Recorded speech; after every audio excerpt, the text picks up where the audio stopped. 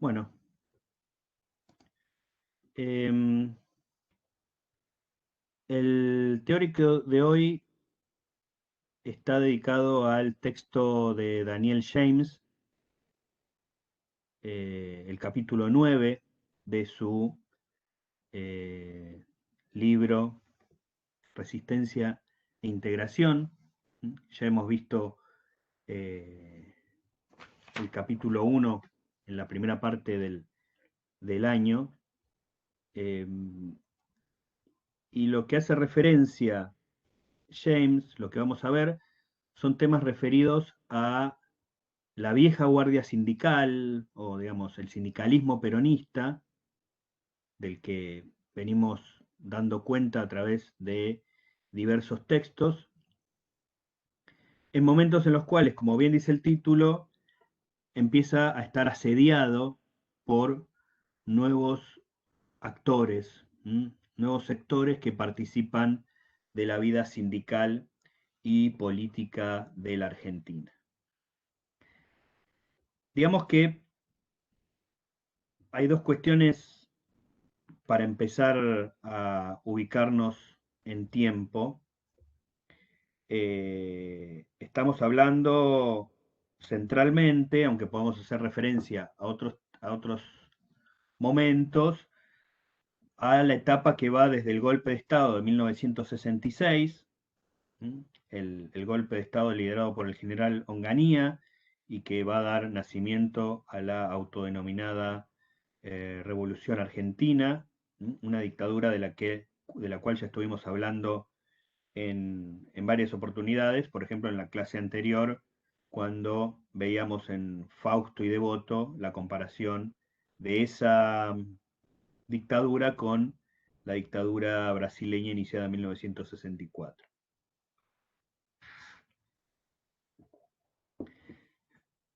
Y el proceso que vamos a ver es hasta el inicio de la siguiente dictadura, la última dictadura argentina, la más terrible, que fue la iniciada en 1976.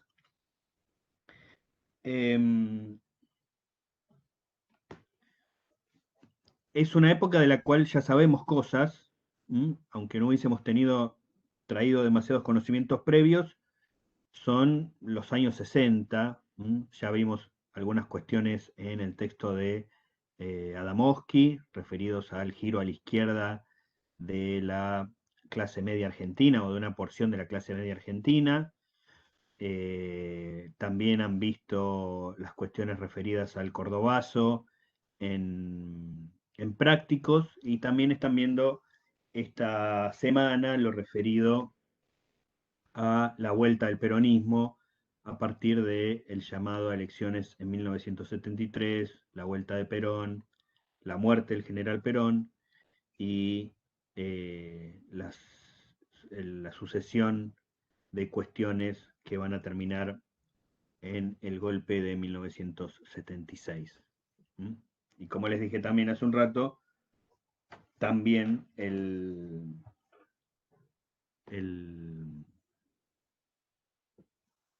texto de la semana pasada que comparaba las dos dictaduras argentinas. Lo que vamos a ver fundamentalmente son las características y los avatares de un grupo particular del sindicalismo argentino, el grupo mayoritario, el que, al que habitualmente se le pone el rótulo de sindicalismo burocrático, y que tuvo su momento de auge entre que desaparecen o caen digamos, o pierden impacto los primeros grupos de la resistencia peronista, algunos grupos que incluían hasta militares del ejército argentino, digamos, quienes protagonizaron, por ejemplo, el levantamiento de 1956 liderado por el general Valle, pero también había una resistencia civil importante que incluía también a dirigentes sindicales. Digamos, esa primera resistencia tiende a disminuir su impacto en los años 60,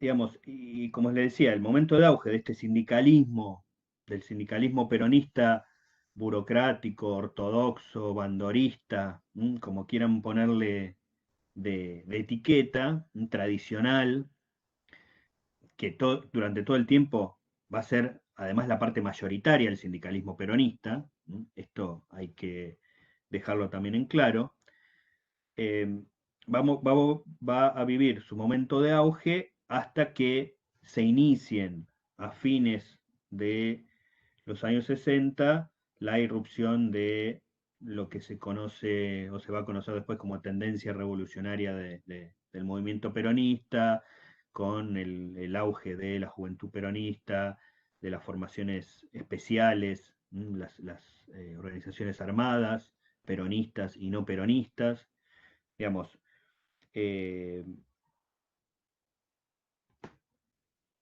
pero incluso en su momento de auge, y es lo que vamos a ver más detalladamente, aunque ya han visto algo a partir del texto referido al Cordobazo, aparecen también nuevos actores sindicales, nuevos sectores del sindicalismo, y en gran medida lo que vamos a ver hoy a partir o a través del texto de James es de qué forma estos nuevos actores sindicales ponen en un dilema, digamos, impugnan esa hegemonía sindical del sindicalismo peronista más tradicional o más ortodoxo.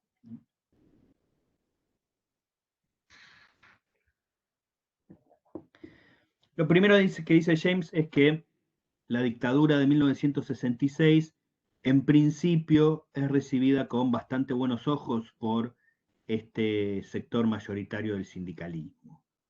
Digamos, no por una cuestión de especial afinidad con los militares, aunque nunca hay que dejar de tener en cuenta que una parte importante de la historia sindical argentina eh, tiene como hito la llegada de Perón al poder, y esa llegada es a través de un golpe militar también, ¿no? Entonces, más allá de que fuera compatible con el sindicalismo, no es que los sindicatos estuvieran esperando necesariamente un golpe de Estado, sino que hay algo así como el enemigo de mi enemigo es mi amigo. Y el enemigo del sindicalismo peronista en ese momento era el gobierno de Ilia, que había iniciado una serie de reformas tendiente a disminuir el poder de los grandes dirigentes sindicales, de los grandes sindicatos. Está claro, para quien quisiera ver con lucidez, que lo que sin dudas fracasó fue aquel primer intento que se inicia con el golpe del 55 de desperonización del movimiento sindical argentino. Digamos, eso claramente había fracasado y ya nadie lo tomaba como una posibilidad cierta.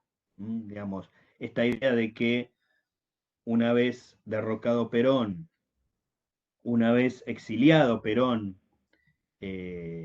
las masas obreras iban a recapacitar, entre comillas, e iban a volver o iban a elegir representantes sindicales que no fueran peronistas, claramente no pasó. Entonces, lo que hay es una reorganización del sindicalismo peronista, que además, como también mencionamos en otro momento, a partir de la proscripción del peronismo, gana en poder. Digamos, el peronismo está proscripto, pero los sindicalistas peronistas no. Tienen un lugar desde el cual ejercer poder, hacer política. Sin dudas no es un lugar fácil, y mucho menos a partir del golpe del 66. Porque a pesar de cierta simpatía que tuvieran algunos dirigentes sindicales con el golpe, lo cierto es que rápidamente el gobierno militar, liderado por el general Onganía, va a dejar claro que parte de su proyecto es también los intentos de debilitar a ese sindicalismo peronista. La idea de que el proyecto de desarrollismo autoritario, de modernización de la Argentina, incluía necesariamente no la eliminación del sindicalismo, al que incluso a veces se lo podía ver como un posible interlocutor en términos de una sociedad vista con representación corporativa, pero no en los términos en los cuales se había aceptado hasta ahora su capacidad de negociación. Digamos, eh, el bandorismo había, se había expresado como fuerza sindical bajo la modalidad de golpear para negociar.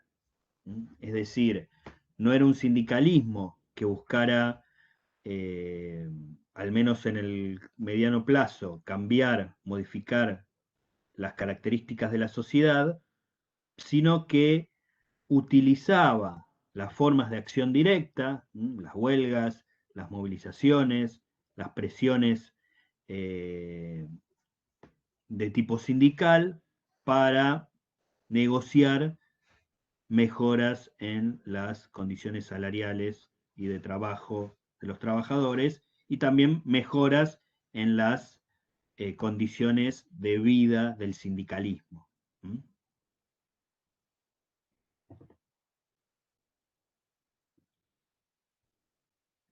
Eh, Aquí me acotan, apelaban a un capitalismo redistributivo.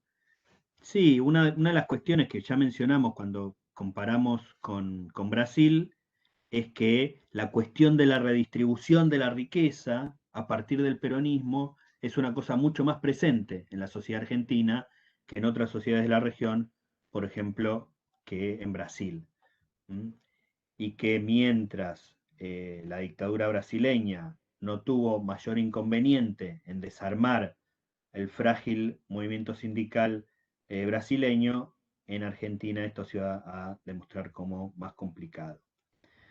Pero lo cierto es que, sobre todo los primeros años de la llamada Revolución Argentina, fueron complicados para el sindicalismo en general y para el sindicalismo bandorista también, o el tradicional sindicalismo peronista.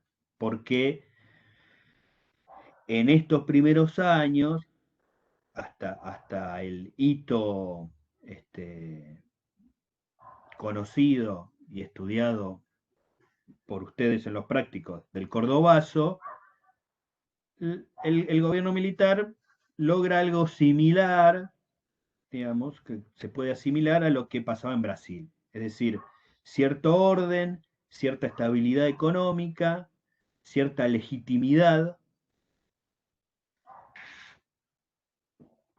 que obviamente no le habían dado las urnas, pero digamos que parecía que esa pretensión de quedarse en el tiempo, de gobernar no con plazos, sino con objetivos, y eh, esa planificación de ejecutar primero un tiempo económico, después un tiempo social y recién después un tiempo político, podía tener cierta verosimilitud. Entonces, digamos, esos primeros años son los más complicados para la población trabajadora en general, para el sindicalismo, y una de las consecuencias de esta crisis sindical es su división. ¿Mm? Digamos, es consecuencia y a la vez causa. digamos, la disparidad de criterios acerca de lo que había que hacer divide al sindicalismo argentino y eso además, en algún sentido, le quita poder de negociación. Em,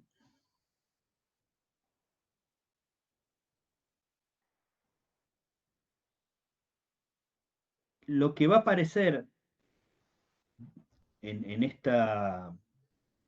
en este asedio por parte de nuevos sectores al sindicalismo más tradicional es la idea creciente de que el sindicalismo peronista puede no ser una fuerza indiscutible.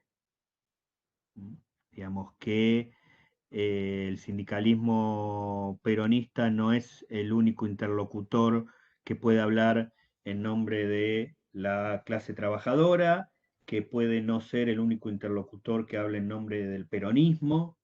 Entonces, los diversos actores que van apareciendo, el sindicalismo más combativo, peronista y no peronista, que se expresa en la aparición de la CGT de los argentinos, liderada por Ongaro, la aparición de las organizaciones armadas más adelante, de la juventud peronista, de la tendencia revolucionaria del peronismo, la aparición incluso de las fuerzas neoperonistas, que ya mencionamos también la clase pasada, es decir, sectores del peronismo que con o sin el permiso de Perón se presentan a elecciones cuando las hubo con nombres de fantasía, pero que todo el mundo tiene claro que son de extracción peronista, y además el conflicto con el propio Perón.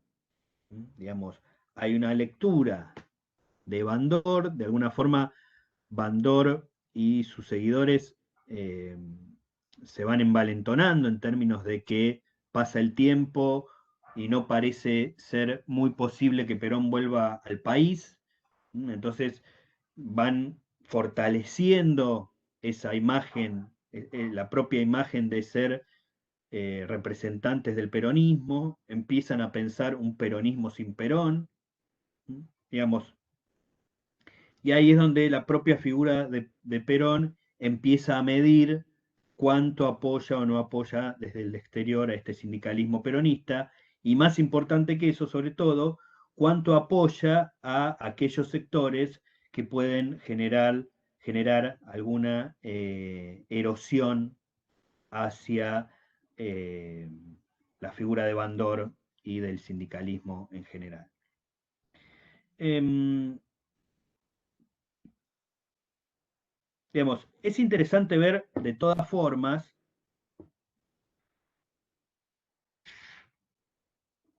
digamos, este es un momento de radicalización política, de experiencias muy interesantes en términos políticos, no solamente en Argentina, sino en el mundo.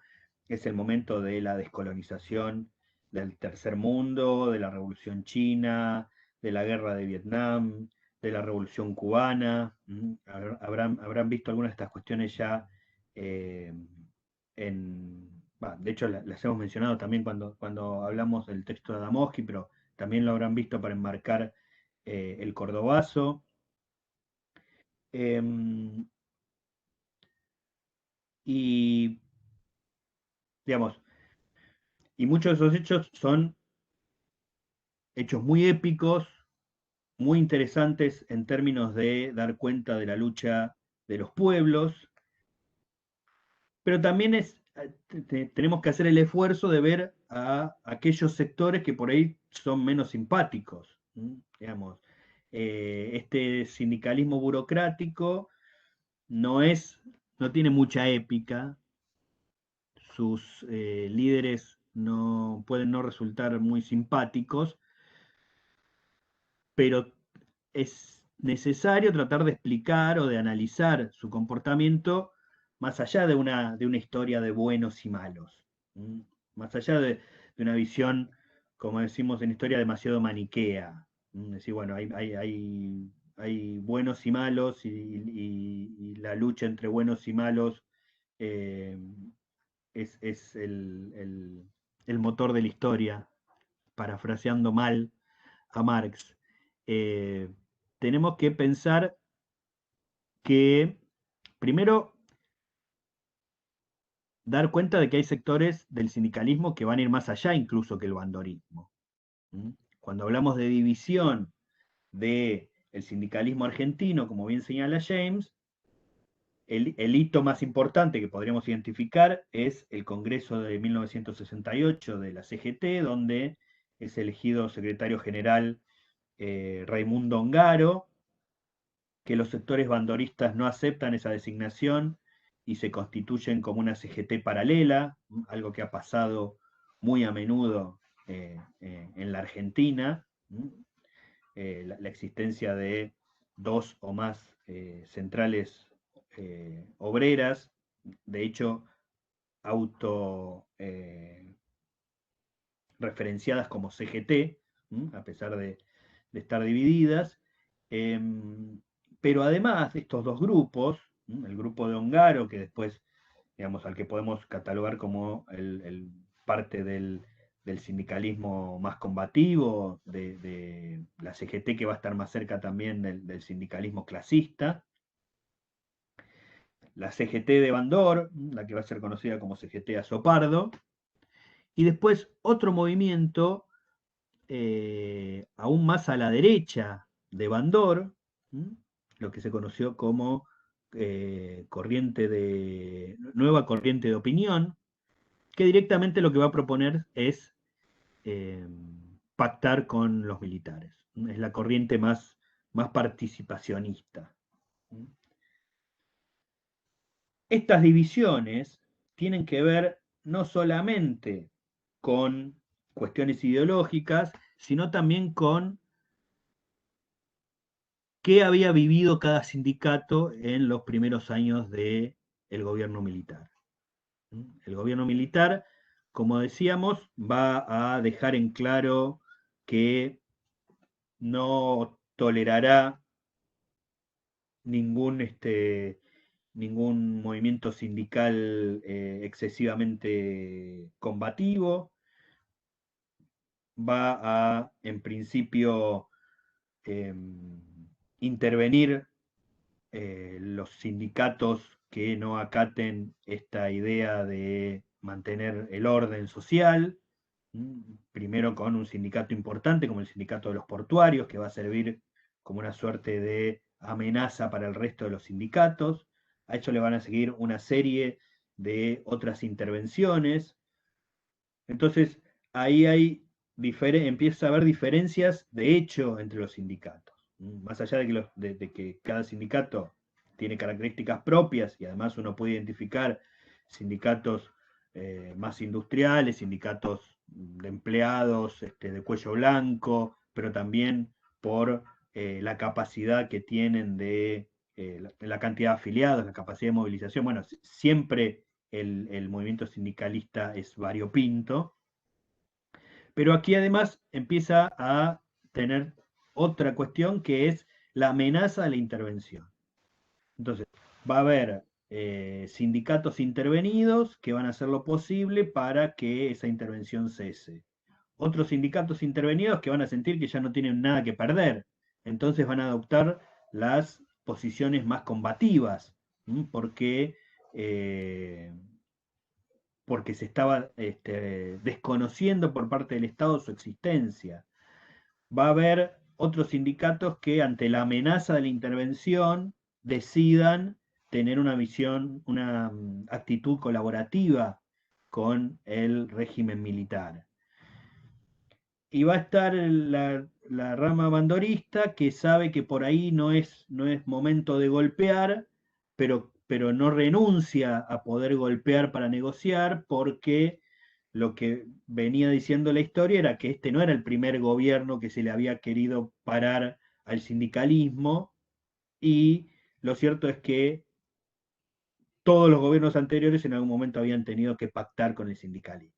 Entonces, digamos, hay cuestiones ideológicas, sin dudas, de los dirigentes y las dirigentes sindicales, pero también hay una cuestión de distintas realidades de cada uno de los sindicatos. ¿Mm? ¿Se entiende más o menos hasta ahí? ¿Hay alguna pregunta?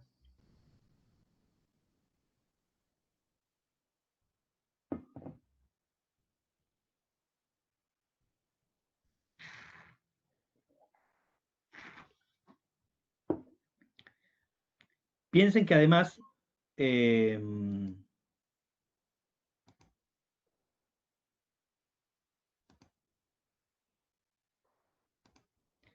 piensen que además hay un increyendo represivo.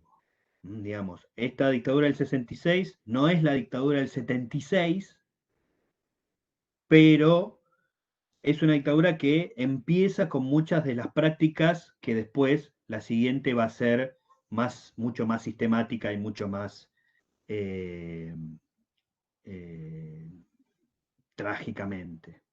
Entonces, no solamente hay una represión hacia los sindicatos, sino que también, como también habrán escuchado, hay una represión a las universidades, cuyo hito es la famosa Noche de los Bastones Largos, también una represión a las organizaciones armadas, que todavía no estaban en su momento de auge, pero que ya se habían iniciado, habían empezado a mostrarse desde el gobierno de Frondizi. Había habido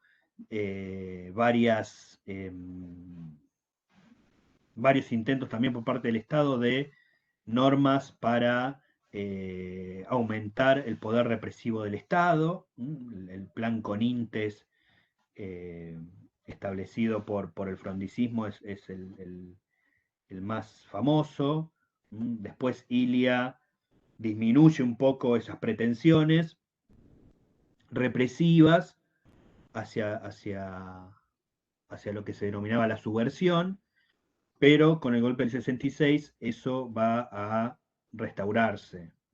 No dejemos de recordar que estamos hablando de Fuerzas Armadas eh, capacitadas en la doctrina de la seguridad nacional. La idea de que estos ejércitos, los ejércitos de la región, ya no tendrían como objetivo principal el resguardo de la soberanía de las fronteras de los países, sino la represión del enemigo interno comunista. Un comunista en la cabeza de Estados Unidos, pero comunista en un sentido amplio, que en la Argentina obviamente incluía al sindicalismo, pero al peronismo y a cualquiera que quisiera modificar la situación en favor de los sectores más desposeídos y más postergados. Me preguntan sobre la tercera opción de la CGT, digamos, la tercera opción sindical. La tercera rama es esto que yo les comentaba, la nueva corriente de opinión, así lo menciona James, y es la que sería la más participacionista, que incluso va a seguir con esa modalidad aún cuando está claro que Perón va a volver. Digamos, eh, ahí hay una cuestión que parecería ir más allá de la conveniencia. Hay un grupo de sindicalistas que efectivamente ven en el proyecto de desarrollismo autoritario alguna posibilidad de salida nacional. Me pregunto si la división del sindicalismo se puede entender como empate hegemónico. Eh, es difícil, es difícil pensarlo solamente para un sector, eh, porque lo de empate hegemónico está pensado socialmente, ¿no? Para una sociedad en la cual alguien puede eh, llevar a cabo su proyecto, no puede llevar a cabo su proyecto, pero sí está en condiciones de anular el resto. Yo no lo utilizaría, digamos, está buena la idea, ¿no? La posibilidad de pensarlo así, no lo utilizaría porque, digamos, son corrientes que más bien toman caminos separados. No es que haya una pelea directa por hegemonizar el escenario sindical. Entre otras cosas porque una de las tres patas es claramente mayoritaria.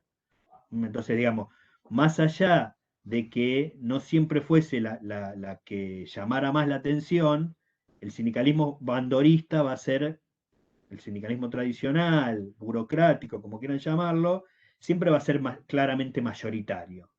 Digamos. Y después lo otro son como aspectos muy separados, ¿no? Entre quienes van a tratar de participar directamente del gobierno con los militares y quienes tienen una visión más combativa de pelear en las calles y eh, intentar incidir más allá de lo sindical.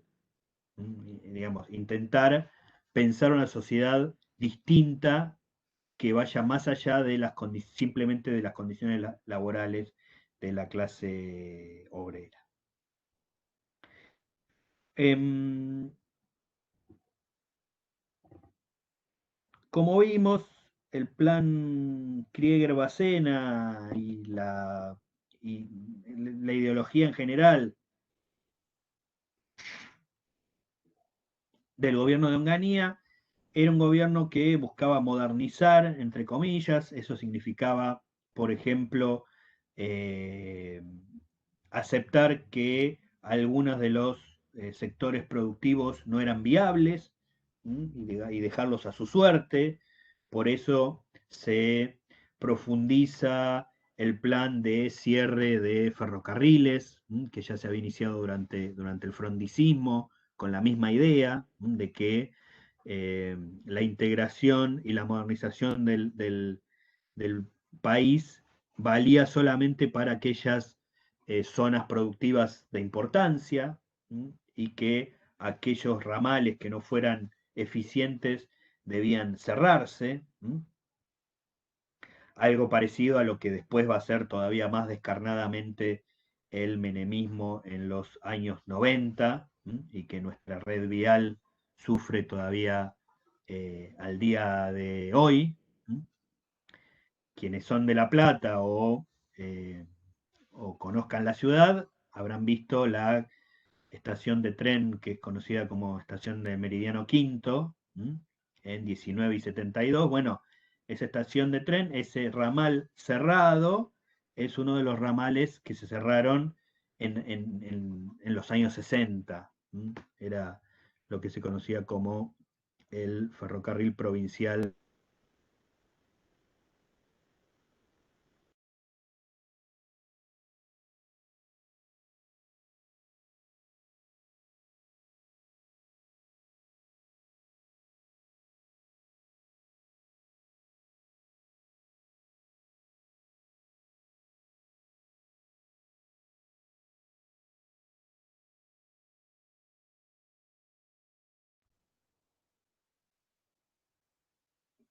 Ahí sí, me avisaba recién que había algún problema en la red. ¿Ahora me escuchan?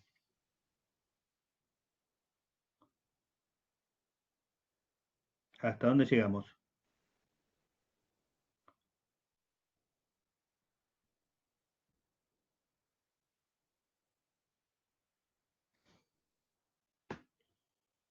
Está hablando de las...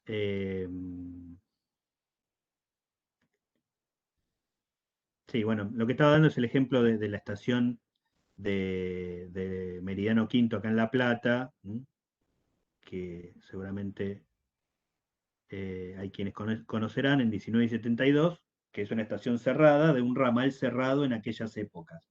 En los años 60 era lo que se conocía como ferrocarril provincial o ferrocarril provincial al Meridiano Quinto. Eh, Esa idea, digamos, lo que seguía es que con esa idea de modernizar, los intentos de modernización se dieron a través de las recetas habituales de ajuste, cierre de ramales, cierre de fábricas o concentración de fábricas o de empresas, digamos, todo esto obviamente con el siguiente perjuicio a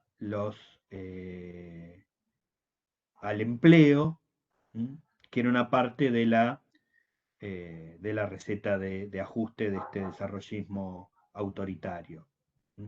En ese contexto es que varios de los sindicatos van a tomar una actitud más combativa. Lo paradójico de muchos de estos sindicatos es que son sindicatos que nacen a partir del intento de disminuir eh, el poder sindical. Como les comenté, Ilia había iniciado una serie de normativas tendientes a disminuir el poder del sindicalismo peronista. Eso va a ser continuado por la dictadura, con la idea de habilitar sindicatos que hicieran de eh, competencia a los grandes sindicatos nacionales. Entonces, digamos, una de las empresas, no de las empresas, una de las ramas más importantes en esta época, que se había iniciado con el peronismo, pero después se fortalece con algunas de las medidas de Frondizi, es la industria automotriz, que va a ser muy fuerte, como ya habrán visto, en Córdoba, y en gran medida es la columna vertebral o una de las columnas vertebrales del cordobazo. Eh, Según las leyes previas, la representación de esos nuevos empleados, trabajadores y trabajadoras de la industria automotriz correspondía a la Unión Obrera Metalúrgica. Pero como una forma de disminuir el poder de la UOM, lo que se habilitó es que se afiliaran a un pequeño sindicato que ya existía, pero que era prácticamente inexistente, que solamente de alguna forma eh, representaba a los dueños de talleres mecánicos y no mucho más, que es ESMATA. Pero el sindicato ESMATA va a terminar creciendo, incluso en algún momento, por sobre la UOM, y va a ser uno de los sindicatos más importantes a la hora de explicar la movilización. Pero aún más llamativo es otra forma de intento de disminución, que es la habilitación de sindicatos por empresa. Una forma de debilitar a los sindicatos nacionales es habilitar que cada sindicato que cada empresa, perdón, tuviera su propio sindicato. El caso más conocido, porque después del Cordobazo, digamos, no llega a participar del Cordobazo, pero después del Cordobazo se va a radicalizar, se van a radicalizar, son los casos de Citrac y Citram, dos sindicatos de la empresa Fiat en Córdoba. Eh, la Fiat, que era una empresa italiana, lo que hace es intentar eh, importar el mismo sistema de sindicatos por fábrica que tenía en Italia. Las nuevas leyes argentinas se lo permiten, pero en ese sindicato, y también se dan en otros casos, digamos, lo que consiguen es que la burocracia tenga menos poder sobre esos sindicatos. En principio estaba pensado para que en lugar de la burocracia peronista, del sindicalismo peronista, la ocuparan sindicalistas dialoguistas, pero en muchos casos, en esa revuelta de las bases que se genera en la época, terminan constituyéndose en sindicatos mucho más combativos de lo que hubieran sido si hubiesen respondido perdón, a la vieja guardia sindical. Digamos, James dice que si hubiese que caracterizar esta crisis del sindicalismo tradicional, habría que marcar 4 cuestiones. Una baja en la credibilidad que las bases tenían de sus dirigentes, un aumento de un gremialismo opositor, las divisiones internas del propio sindicalismo tradicional y como colofón, eh, la caída del poder dentro del propio peronismo.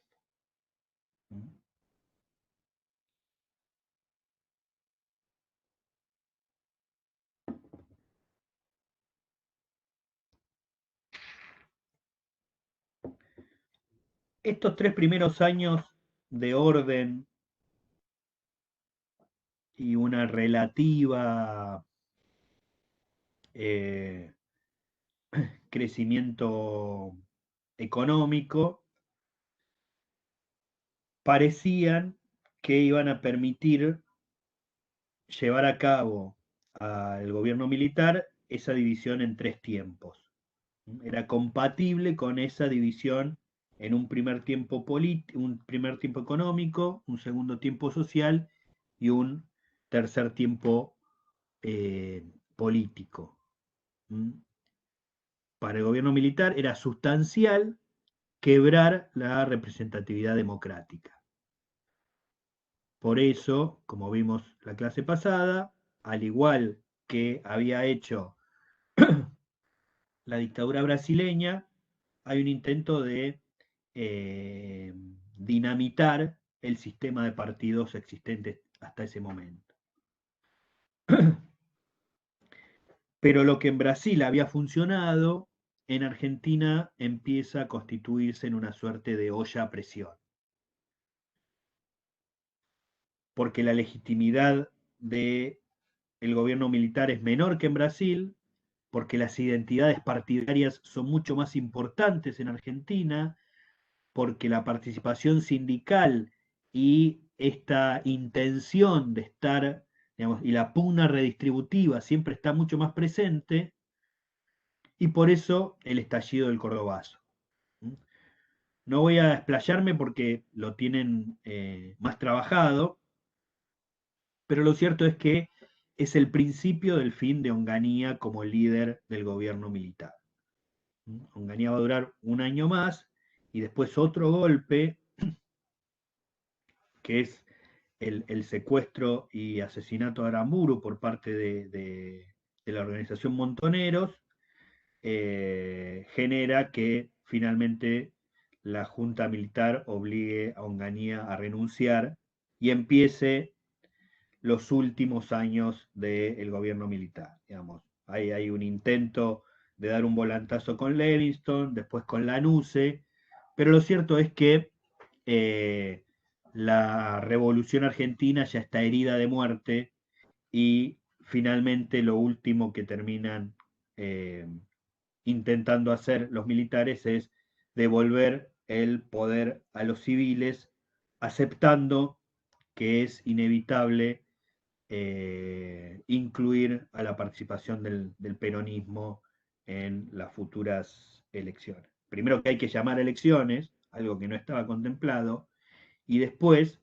más allá de cierto intento de Lanusse de ser una suerte de candidato del propio gobierno militar, aceptar que finalmente el peronismo volvería al poder. Una de las cuestiones interesantes que llaman un poco la atención es por qué esta serie de puebladas que se inician en Córdoba, pero que saben ustedes que se fueron replicando en Rosario, nuevamente en Córdoba, pero también en Tucumán, incluso en otros territorios del interior del país más sorprendentes, como la Patagonia. Digamos, ¿por qué? Y es posible que hay quienes se hayan preguntado esto, ¿por qué no estalla en el conurbano? Que en principio, digamos, ¿por qué no hay estallidos equivalentes en el conurbano? Que en principio es siempre el lugar más caliente, o ha sido uno de los lugares más calientes de la Argentina desde la década del 30 en adelante, y sin embargo en ese momento no hubo puebladas equivalentes. Lo que dice James, que puede no ser una respuesta completa, pero es interesante para tenerlo en cuenta, es primero que el conurbano es un lugar de industrialización más tradicional. Es el primer lugar de industrialización desde la década del 30, fue el centro del primer sindicalismo peronista, un lugar donde todavía el control de los sindicatos tradicionales es muy fuerte, digamos, toda la normativa que intentaba crear oposición o habilitar la oposición para debilitar al sindicalismo tradicional había sido pensado más bien para lugares nuevos de industrialización, como Córdoba, como Rosario. Pero además, dice James, el conurbano ya es un sitio mucho más complejo que el de la mera industrialización.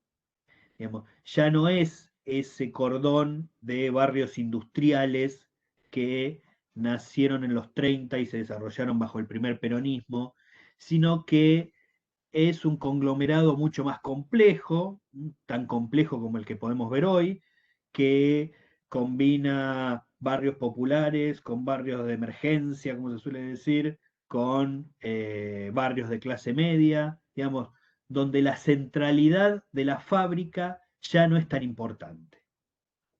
Entonces, digamos, son sociedades más complejas, conglomerados urbanos más complejos, donde la fábrica es un lugar más de sociabilidad.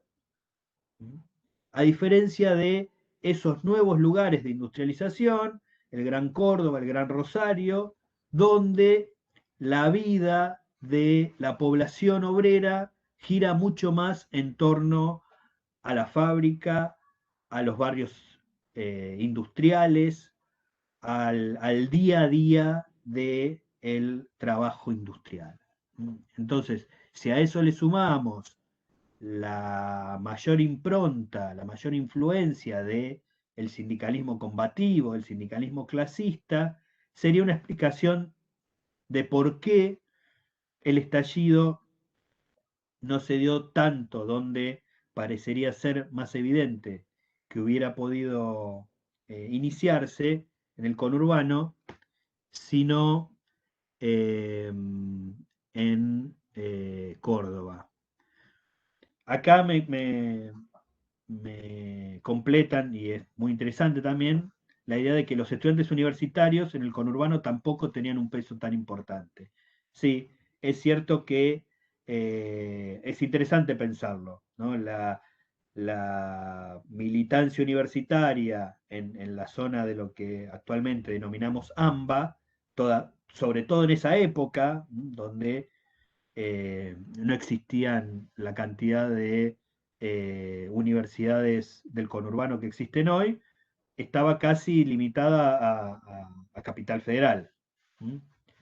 Y es cierto, es probable que la agitación por parte de el estudiantado universitario en Córdoba, por ejemplo, o en Rosario, haya sido proporcionalmente más importante en aquellos lugares que en el AMBA. Em, Como les comentaba, el 69 es el momento de que empieza la decadencia del gobierno de la Revolución Argentina, pero también es el momento en el cual este sindicalismo peronista más ortodoxo, más tradicional, empieza a encontrarse con otros sectores que lo asedian y sectores que lo van a preocupar más incluso que sus competidores sindicales. James dice, si bien el sindicalismo tradicional tenía cierto resquemor con el nuevo sindicalismo clasista o combativo con la CGT de los argentinos, no lo veía como una impugnación tan fuerte como la que va a provenir de los nuevos sectores del peronismo juvenil y revolucionario. Piensen que hay también una serie de hitos muy importantes en lo que va a ser el inicio de la pelea hacia adentro del peronismo entre la izquierda y la derecha peronista. En 1969, uno de los primeros grupos armados del peronismo, que después van a confluir en Montoneros, asesina a Bandor primero, al año asesina a José Alonso, otro secretario general de la CGT, digamos, en momentos en los cuales la lógica empieza a cambiar en dos sentidos. Primero, en la idea de que el gobierno militar no es el único enemigo, y en la lógica también de que la, el aniquilamiento físico del adversario es legítimo. Digamos, hay un increyendo de violencia, un increyendo de radicalización política, pero que va a ir de la mano del incremento de la violencia. Digamos, son momentos particulares, como ya comentamos, donde la democracia no parece un bien demasiado preciado ni para la derecha ni para la izquierda. Digamos, hay un consenso en términos de que los gobiernos democráticos no expresan las necesidades o los intereses reales de la sociedad, eh, y empieza este increyendo de violencia en el cual rápidamente va a haber un crecimiento del sector más juvenil, izquierdista y revolucionario del peronismo. Y ese crecimiento va a ir acompañado por lo que al principio parece una opción del propio Perón por estos sectores. ¿Por qué? Porque el peligro para el liderazgo de Perón en ese momento, como ya mencionamos, era más bien el sindicalismo bandorista.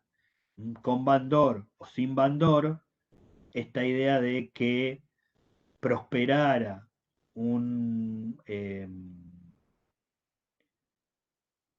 proyecto de peronismo sin Perón era algo que a Perón no le hacía demasiada gracia. Digamos, el Perón en el exilio es un Perón que va todo el tiempo tratando de influir desde la distancia en el proceso histórico argentino. Y para eso, digamos, su estrategia va a ser acompañar o respaldar a los sectores que ponen menos en jaque su propio liderazgo. Convencido de que una vez en Argentina eso se arregla solo con su propia presencia y su propia conducción. Lo que pasa que el Perón que finalmente llega a la Argentina es un Perón al final de su vida biológica y que nota que, digo yo, digamos, no sé si lo habrá notado, pero digamos, seguramente en su lucidez lo debe haber notado en algún momento, que que había sobreestimado su capacidad de ir y venir y de conducción.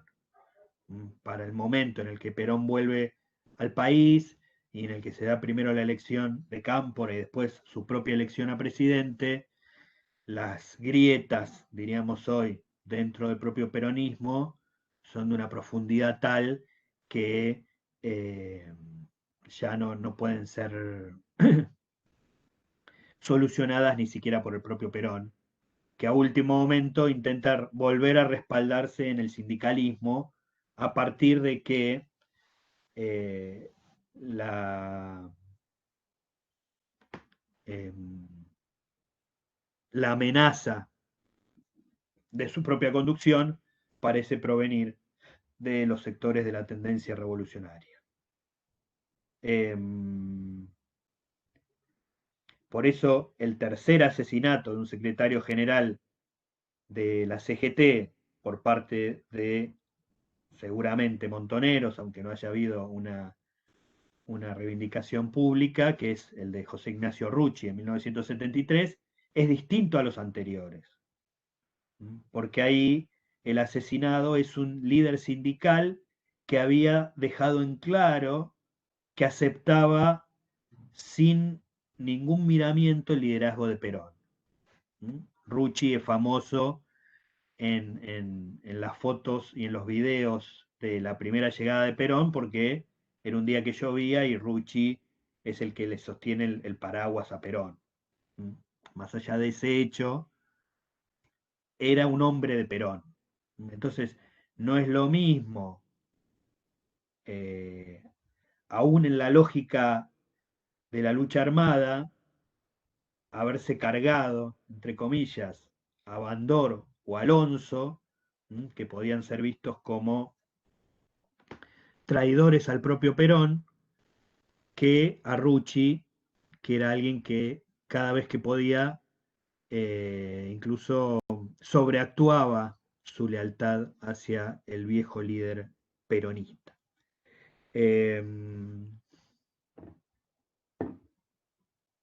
resto es historia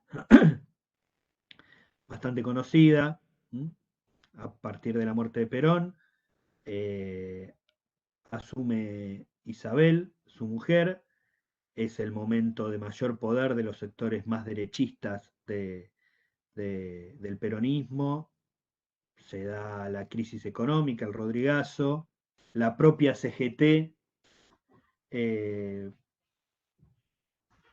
haciendo un paro por primera vez un gobierno peronista para forzar cambios eh, y finalmente el golpe militar de 1976 que daría paso a la más terrible de las dictaduras eh, argentinas. ¿Preguntas? ¿Dudas?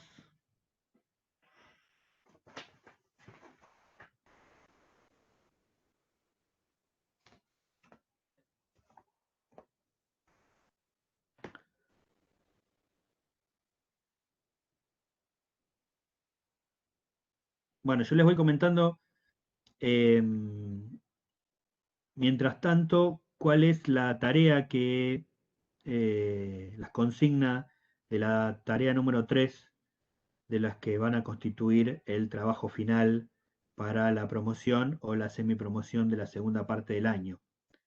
Como siempre, estas tareas no son para ir entregando, sino van a constituir un trabajo final que se va a entregar todo junto en las fechas que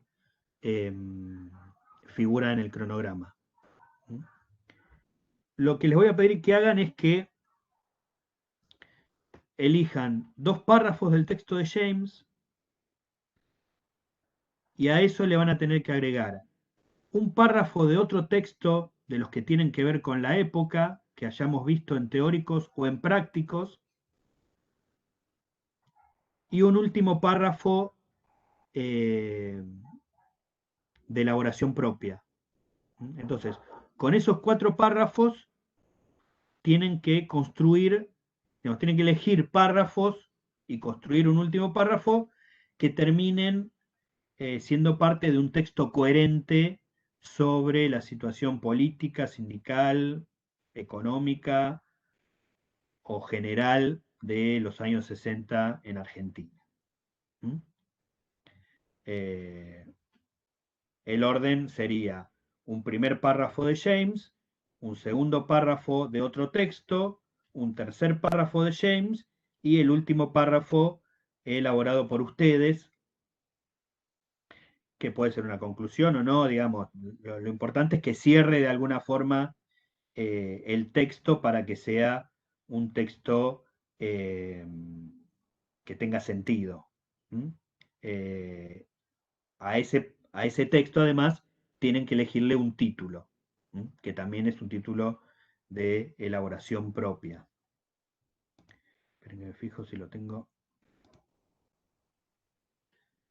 a mano.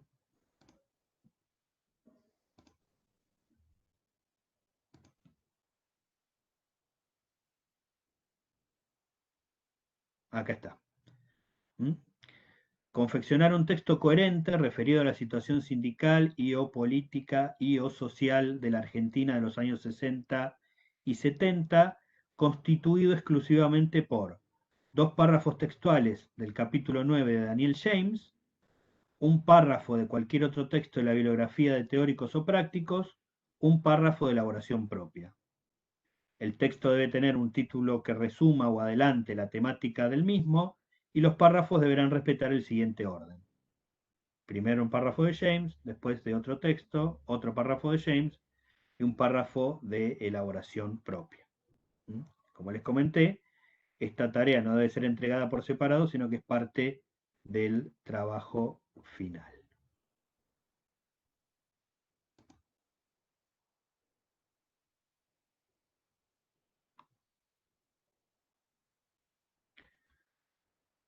Bueno, dudas, sí, se pueden utilizar textos de prácticos. ¿Mm?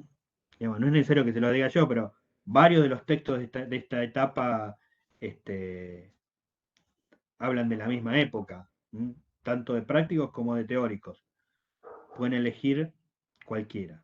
Lo que sí o sí tiene que haber es dos párrafos de James, un párrafo de elaboración propia y otro tercer párrafo que saquen de cualquier lugar. Sí, esa es una buena pregunta. Siempre al final del párrafo que no es el propio, tienen que citar quién es el autor y de qué página lo sacaron. ¿Mm? El texto que es propio, obviamente no. Eso después lo voy a incluir después. Cuando suba la tarea, me olvidé de aclarar eso, que cada uno de los textos de los párrafos que pongan, tienen que estar citados.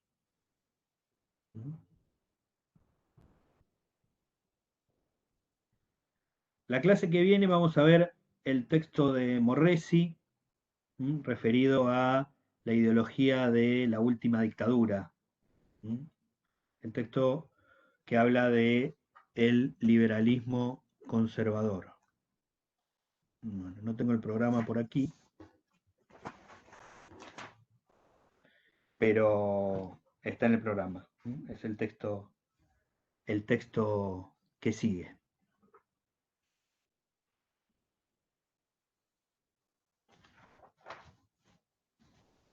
Bueno, espero que la clase haya sido de utilidad. Cualquier duda que pueda haber quedado a través de los canales habituales, de los foros de aulas web, la mensajería de aulas web o de mi mail personal. La clase que viene, después les voy a confirmar, pero seguramente el martes que viene el teórico lo vamos a hacer a las 18 horas, en esta idea de ir combinando, alternando horarios. Bueno, nos estamos viendo.